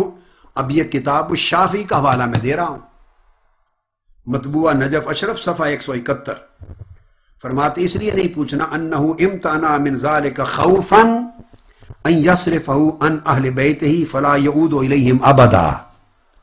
اس نے کہا کہ چچا عباس، خطرہ اس بات کا ہے کہ اگر جا کے ہم پوچھ لیں اور آقا علیہ السلام جواب میں نہ کر دیں کہ آپ ولی الامر نہیں ہوں گے، اہل بیت میں سے، میری اہل بیت میں سے، جیسے زکوٰۃ منع کر دی تھی کہ زکوٰۃ میری اہل بیت پہ نہیں ہوگی، اگر ہمیں منع فرما دیں کہ آپ میں سے ولی الامر اور قائم بالامر نہیں ہوگا، اگر حضور نے منع کر دیا اہل بیت سے تو فرمایا فلا یعود الیہم ابدا، قیامت تک پھر خلافت اہل بیت میں پلٹ کے نہیں آئے گی اگر زبان مبارک سے لا نکل گیا۔ اس لیے خاموشی بہتر ہے، نہ پوچھیں، جو امر اللہ کو منظور ہوگا ہو جائے گا۔ یہ مولا علی شیر خدا نے بیان کیا کتاب الشافی کے اندر، یہ حکم تھا اور مولا علی شیر خدا کا یہ عقیدہ تھا اور یہ آپ کا اسلوب اور آپ کا طریقہ تھا۔ اب جو کچھ میں نے عرض کیا مولا علی شیر خدا رضی اللہ تعالی عنہ کہ یہ فرمان ان تمام کتب سے، اب ان تمام کتب کی ان فرمودات کہ آقا علیہ السلام نے کسی کے حق میں وصیت نہیں کی خلافت کی اور خاموشی اختیار کی، جو اشارے دیے وہ اشارے سب کے لیے تھے، سب کے مناقب اور فضائل تھے، تاکہ امت ان میں سے حسب حال جس کو بہتر سمجھے یہ چار ہیں ان کو مقرر کر لیں، اور جو ترتیب بنی وہ مشیت الہیہ تھی۔ جیسے مولا علی شیر خدا نے کہا امت کی اللہ نے رہنمائی کی، جس کو بہتر سمجھا سب سے بہتر اس کے لیے جمع ہو گئے۔ اب اس کی تائید خود نہج البلاغہ سے لے رہا ہوں، بڑی توجہ کے ساتھ ریفرنس سنیے۔ نہج البلاغہ میرے ہاتھ میں ہے، عدم وصیت کی بات کر رہا ہوں، معروف خطبہ ہے، اس میں مولا علی شیر خدا رضی اللہ تعالی عنہ ارشاد فرماتے ہیں اہل شام نے آپ سے استفسار کیا، اہل شام نے، ان کے سوال کے جواب میں فرماتے ہیں الذلیل عندی عزیز حتی آخذ الحق لہ، میری شان یہ ہے کہ اگر کوئی کمزور شخص ہے تو طاقتوروں کے مقابلے میں کمزور میرے نزدیک طاقتور ہے، غالب ہے۔ یہ اپنی شان حیدری بیان کر رہے ہیں، حتیٰ کہ میں اس کا حق، کمزور کا حق طاقتوروں سے چھین کر اس کو دلا نہ دوں۔ عزیز فرمایا والقوی عندی ضعیف حتی آخذ الحق منہ، اور بڑا سے بڑا طاقتور اور قوی میرے نزدیک کمزور ہے، تاں کہ میں اس طاقتور سے کمزور کا چھینا ہوا حق واپس دلا نہ دوں۔ تو پہلی بات تو مولا علی شیر خدا نے یہ فرمائی خلافت کے باب میں اہل شام کو جواب دیتے ہوئے، اشارہ اس امر کی طرف تھا کہ اگر میں نے بیعت کی سیدنا ابو بکر صدیق کی اور بیعت کی سیدنا عمر فاروق کی، اور اگر میں نے بیعت کی عثمان غنی کی، تو میری بیعت کرنے کا مطلب کو یہ نہ سمجھنا کہ میں کمزور تھا، یہ میری مجبوریاں تھیں۔ فرمایا اگر کوئی طاقتور سے طاقتور کمزور کا حق چھین لے تو میں وہ علی ہوں کہ اس طاقتور سے حق چھین کے کمزور کو دلاتا ہوں۔ میں نے اگر بیعت کی حضرت ابو بکر کے ہاتھ پر، حضرت عمر فاروق کے ہاتھ پر، عثمان غنی کے ہاتھ پر، تو کمزوری کے باعث بیعت نہیں کی۔ کیوں کی؟ اب سنیے، فرمایا ردینا عن اللہ قضاءہ وسلمنا للہ امرہ، میں نے ان کے ہاتھوں پر بیعت کرنا اور ان کی خلافت کو اللہ کا فیصلہ سمجھا اور اس لیے اللہ کے فیصلے پر راضی ہو گیا اور اسے اللہ کا امر جانا، اس امر کے سامنے سر تسلیم خم کر لیا۔ یہ نہج البلاغہ میں مولا علی شیر خدا کرم اللہ وجہ الکریم کا اعلان ہے کہ ان اصحاب ثلاثہ خلفاء راشدین کی خلافت اللہ کی قضا تھی، اللہ کا فیصلہ تھا، ہم نے اسے راضی ہو کر قبول کیا، اللہ کا امر تھا، ہم نے اس کے سامنے سر تسلیم خم کیا۔ اب آگے ان سے پھر پوچھتے ہیں اہل شام میں سے کوئی لوگ، یہ پوچھتے ہیں کیا آپ کے حق میں وصیت نہیں تھی؟ یہ پس منظر سمجھا رہا ہوں، آپ اس کی شروع کو پڑھیں گے، اس کی شرح آپ ابن الحدید کی شرح پڑھیں، شرح حدیدی نہج البلاغہ آپ کو مل جائے گی، آپ ابن حیثم البحرانی کی شرح پڑھیں، آپ کو اس کی تفصیلات مل جائیں گی، بیک گراؤنڈ ملے گا۔ یہ شروع ہے نہج البلاغہ کی، لیکن میں متن پڑھ رہا ہوں خود نہج البلاغہ کا، مولا علی شیر خدا کے خطبے کا۔ پوچھنے والا پوچھتا ہے کہ آپ کے حق میں وصیت نہیں تھی رسول اللہ کی خلافت کی؟ اب اس کے ریسپانس میں آپ جواب دے رہے ہیں عبارت میں، فرمایا اترانی اکذب علی رسول اللہ صلی اللہ علیہ وآلہ وسلم واللہ لأنا اول من صدقہ فلا اکون اول من کذب علی۔ اے پوچھنے والے، یعنی کہ کیا میرے حق میں وصیت نہیں تھی تو میں نے کیوں چھوڑ دی آپ کے خلافت؟ پوچھنے والے، تم یہ خیال کرتے ہو کہ میں رسول اللہ پر جھوٹ باندھوں گا، میں رسول اللہ کی طرف جھوٹی بات منسوب کروں گا، میں کذب بولوں گا رسول اللہ پر؟ حالانکہ علی وہ شخص ہے جس نے سب سے پہلے مصطفیٰ کی رسالت کی تصدیق کی، میں وہ شخص ہوں سب سے پہلے، انا اول من صدقہ، سب سے پہلے میں نے آقا علیہ السلام کی تصدیق کی، فلا اکون اول من کذب علی، تو سب سے پہلے تصدیق مصطفیٰ کرنے والا ان پر جھوٹ کیسے باندھ سکتا ہے؟ جس امر کی وصیت مصطفیٰ نے نہیں کی تھی، میں کہوں کہ مصطفیٰ نے میرے حق میں وصیت کی، میں اس رسول کی طرف جھوٹ منسوب کروں جس رسول کی طرف ساری زندگی میں تصدیق کرتا رہا اور سب سے پہلے بچپن میں تصدیق کی تھی؟ تو آپ نے حضرت علی کے حق میں وصیت کا کیا جانا اس امر کو جھوٹ ڈکلیئر کر دیا، کذب ہے۔ فرمایا میں اس جھوٹ کو رسول اللہ کی طرف منسوب نہیں کر سکتا، چونکہ پہلے دن سے میں حضور کی تصدیق کر رہا ہوں۔ اور پھر پوچھا پھر یہ جو بیعت کا ماجرا ہے، آپ نے ابو بکر کی بیعت کی، عمر کی عثمان کی بیعت کی، پھر اس بیعت کی حقیقت کیا تھی؟ اب اس کے ریسپانس میں مولا علی شیر خدا کہتے ہیں، اب عبارت نہج البلاغہ کی یہ فرماتے ہیں فنظرت فی امری، جب ابو بکر کی بیعت ہونے لگی، حضرت ابو بکر صدیق کی، حضرت عمر کی، جب ان کی بیعت ہونے لگی، فرمایا ونظرت فی امری، تو میں نے اپنے امر میں غور کیا۔ اب میں بھی نہج البلاغہ کوٹ کر رہا ہوں اب آپ کے سامنے، یہاں پر جا کر ساری روایتیں اہل تشیع کی ختم ہو جاتی ہیں، اور اہل تشیع کا ایمان یہ ہے کہ اس کے اوپر کوئی گفتگو کی مجال نہیں۔ فرماتے ہیں فنظرت فی امری، میں نے اپنے معاملے میں غور کیا، جب بیعت ہونے لگی سیدنا ابو بکر صدیق کی، تو میں نے دیکھا اور اس نتیجے پر پہنچا، یہ امام برحق مولا علی المرتضیٰ فرما رہے ہیں، میں اس نتیجے پر پہنچا فَإِذَا طَاعَتِي قَدْ سَبَقَتْ بَيْعَتِي، تو میں نے یہ پایا کہ اس وقت میری اطاعت کرنا، ان کی اطاعت کرنا بیعت لینے پر سبقت لے گیا ہے، یعنی ابھی میری بیعت کا وقت نہیں آیا، میری بیعت کا وقت بعد میں آئے گا، ابھی میری اطاعت کا وقت ہے، میری بیعت لینے کا وقت بعد میں آئے گا، ابھی اطاعت کا وقت ہے۔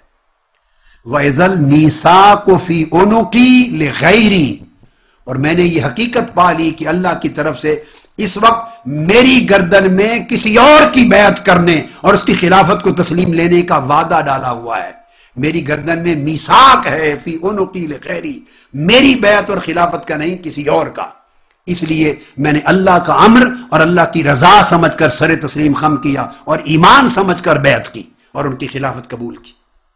اب اس پوری آپ کے خطبہ مولا علی شیر خدا نے وہ سارے جھوٹے حکایتوں کا پردہ چاک کر دیا کہ انہیں گرفتار کیا گیا، ان پر جبر کیے گئے، ان کو پکڑ کے لایا گیا، بیعت نہیں کرنا چاہتے تھے، ان کے گھر پر حملے کیے گئے، یہ سارے جھوٹوں کے پردے چاک ہو گئے جو خلفائے راشدین کی عزت پر حملہ کرنے کے لیے مدتوں بعد گڑے گئے اور آج اچھالے جاتے ہیں، یہ مولا علی شیر خدا پر تہمت ہے۔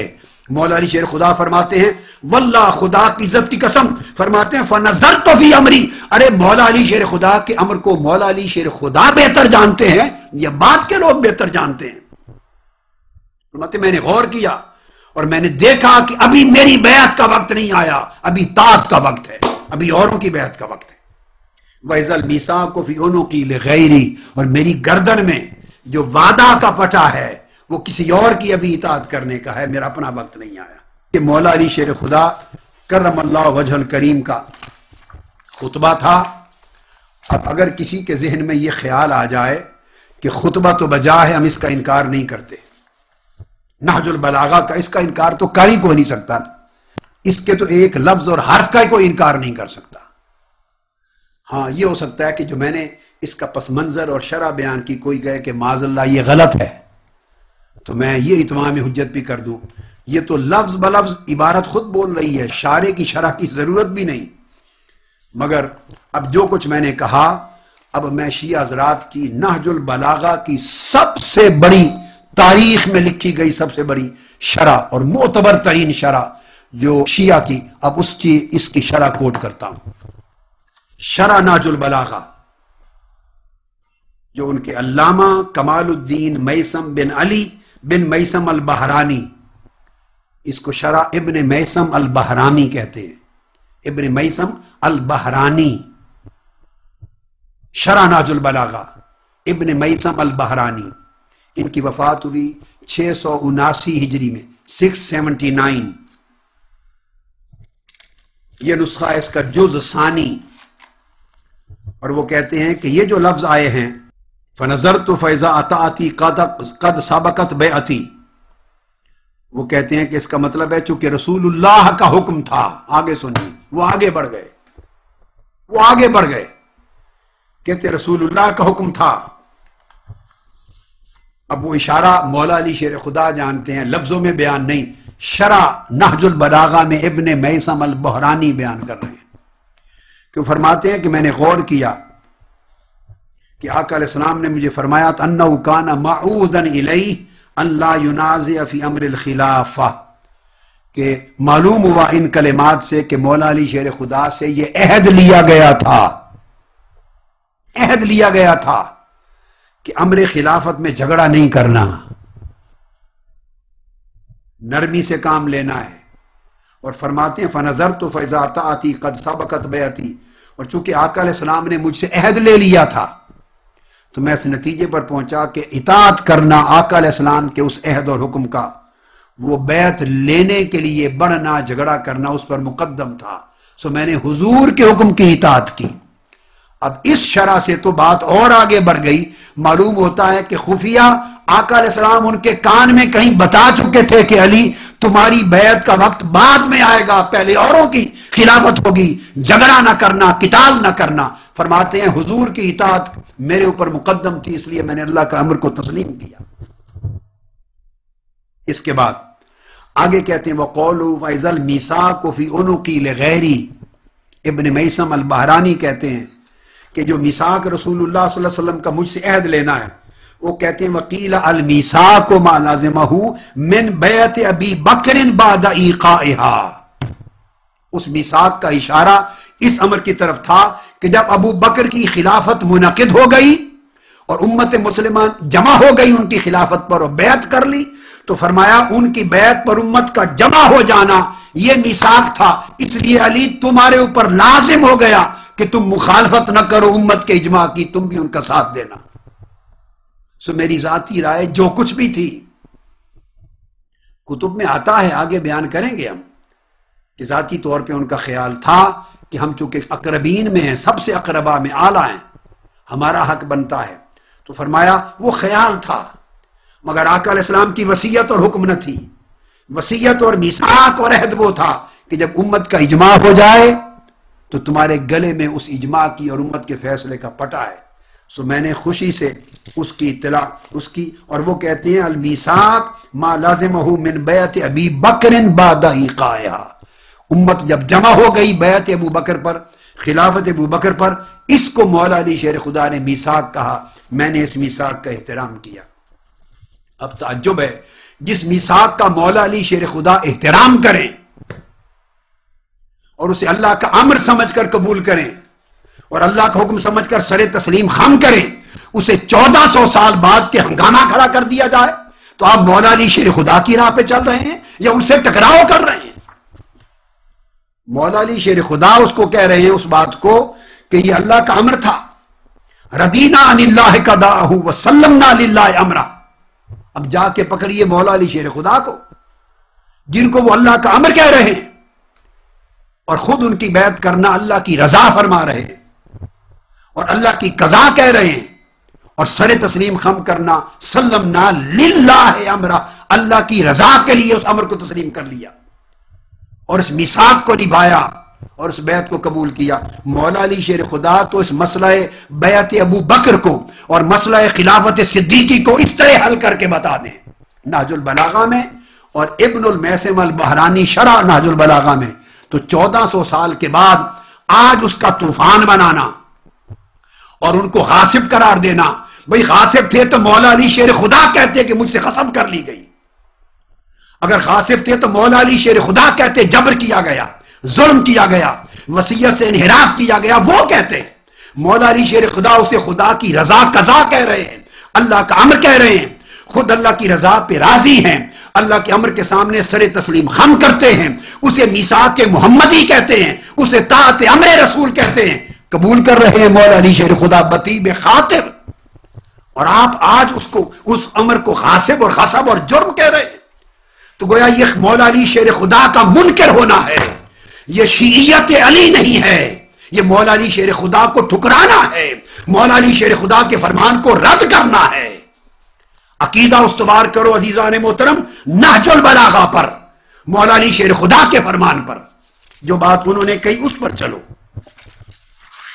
اب آج کی گفتگو ختم کرتے ہوئے آخری حوالہ، باقی گفتگو اگلی نشست میں انشاءاللہ کریں گے، ایک آخری حوالہ مولا علی شیر خدا کا پھر نہج البلاغہ سے دیتا ہوں، اور پھر یہ مضمون اگلی نشست میں انشاءاللہ جاری رہے گا۔ مولا علی شیر خدا نے تو امر خلافت کی توضیحات کرتے ہوئے اسے وصیت کا امر ہی قرار نہیں دیا، اسے امر منصوص ہی نہیں کہا،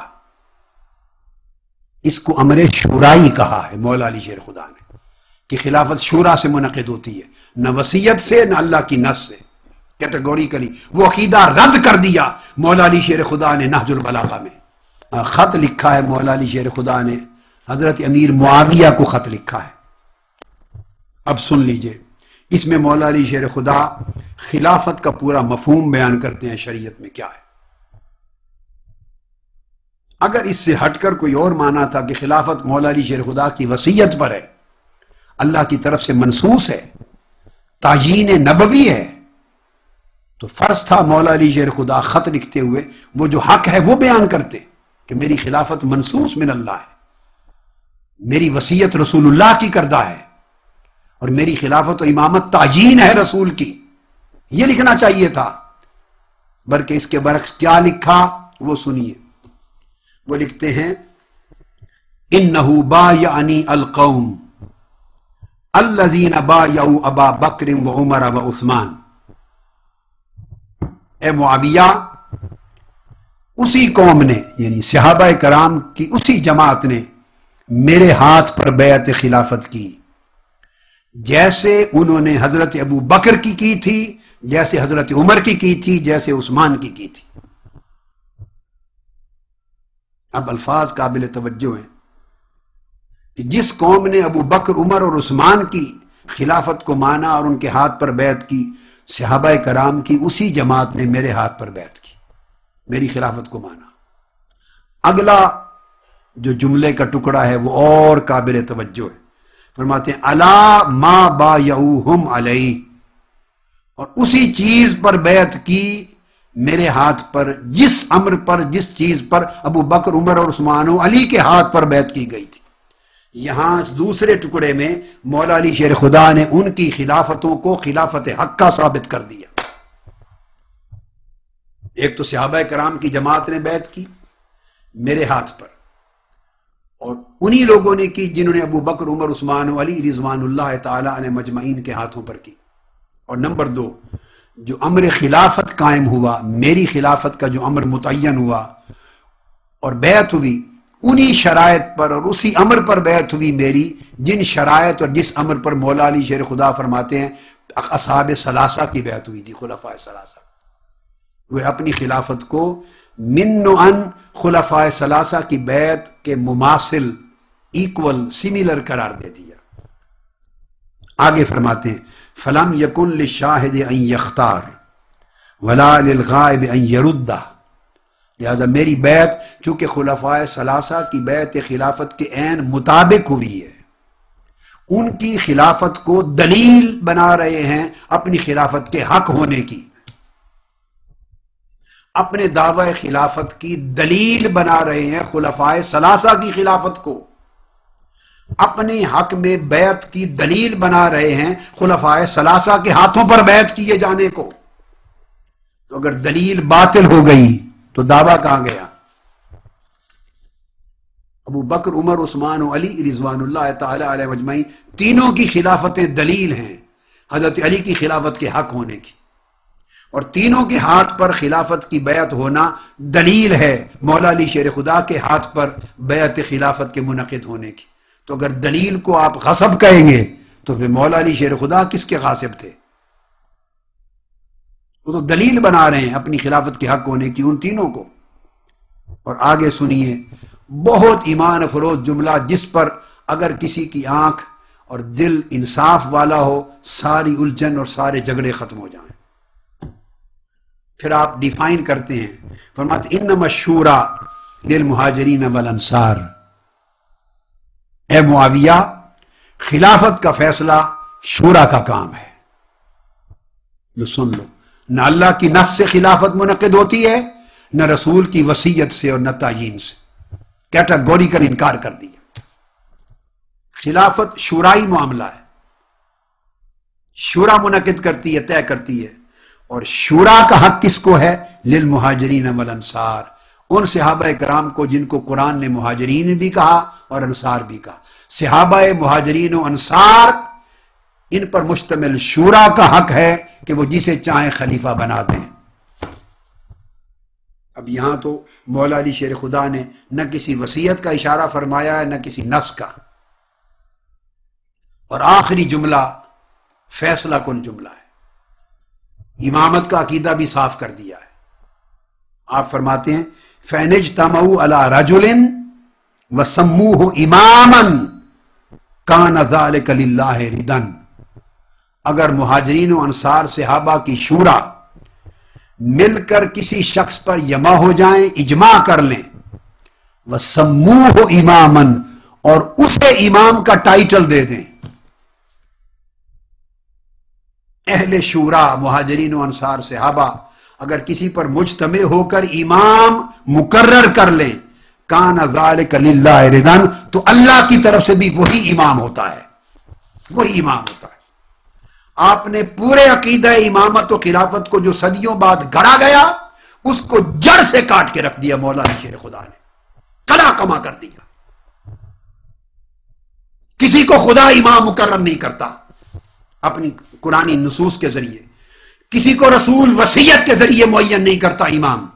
مولا علی شیر خدا نے کہا امام بنانا، مقرر کرنا، تعیین کرنا یہ شورا کا کام ہے، اور شورا مشتمل ہے مہاجرین و انصار صحابہ پر، اور صحابہ کرام مہاجرین و انصار اجماع کر کے جسے سموہ امامن، جسے امام کہہ دیں، جسے نام دے دیں کہ یہ امام ہے، وہ امام ہوتا ہے۔ اب آج عقیدہ یہ بنا رکھا ہے کہ امام بندوں کے بننے سے نہیں ہوتا، امام صحابہ کے بنانے سے نہیں ہوتا، مہاجرین و انصار اور شورا کے قائم کرنے سے امام نہیں بنتا۔ امام تو نبیوں کی طرح من جانب اللہ ہوتا ہے، اللہ کی طرف سے منصوص ہوتا ہے، امام نبی کی وصیت سے ہوتا ہے۔ مولا علی شیر خدا نے امام کے وصیت سے ہونے کو بھی رد کر دیا، امام کے منصوص اللہ کی طرف سے مقرر کیے جانے کو بھی رد کر دیا۔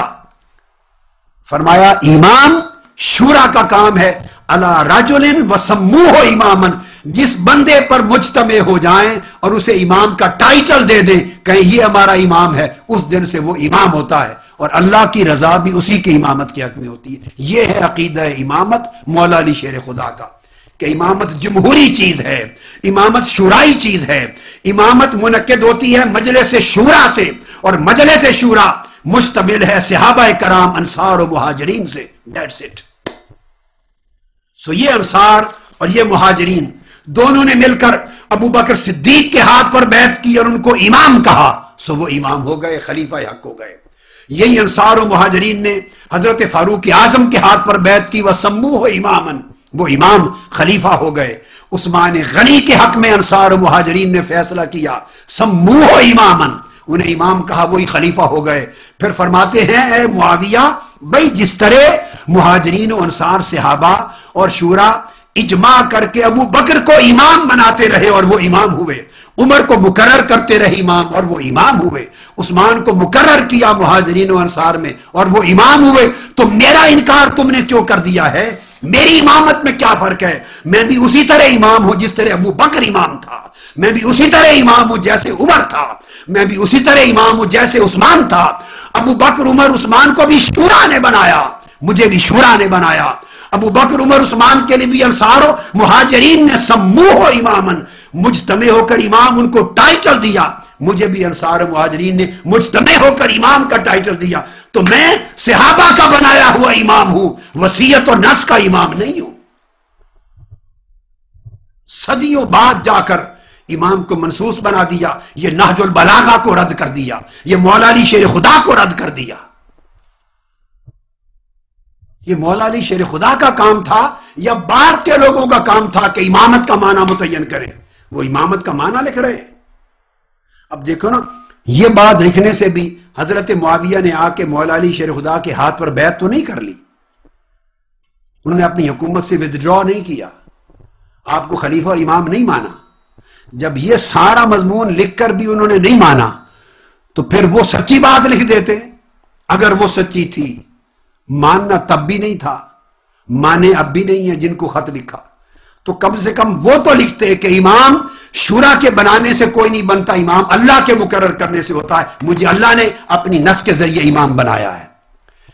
پھر یہ لکھتے کہ امام مہاجرین و انصار کا اختیار نہیں کہ سمو و امام کسی کو امام بناتے پھریں، امام رسول کی وصیت اور رسول کی نص سے امام بنائے. یا یہ کہتے کہ جس دن غدیر خم کے موقع پر رسول اللہ نے فرمایا تھا من کنت مولاہ فعلی مولاہ، اس اعلان ولایت کے دن میں امام مقرر ہو گیا تھا، تو جس کو رسول نے امام بنایا کس کا اختیار ہے اس کی امامت کو کہ وہ رد کرے؟ تو معاویہ رسول کے کہے پر مجھے امام مانو. تو مولا علی شیر خدا کا کام تھا یہ لکھتے. اگر ان تمام احادیث کا معنی یہ امامت اور خلافت کا تھا تو مولا علی شیر خدا نہ خطبے میں فرماتے ہیں، نہ خطوط میں لکھتے ہیں، نہ مجالس میں بیان کرتے ہیں، نہ اس کی وضاحت کرتے ہیں. تو آپ اندازہ کیجئے. تو پھر اس طرح کا تصور دے کر صحابہ کرام پہ رد کرنا اور ان پہ تان کرنا اور ان کو غاصب قرار دینا، کس چیز کا غصب؟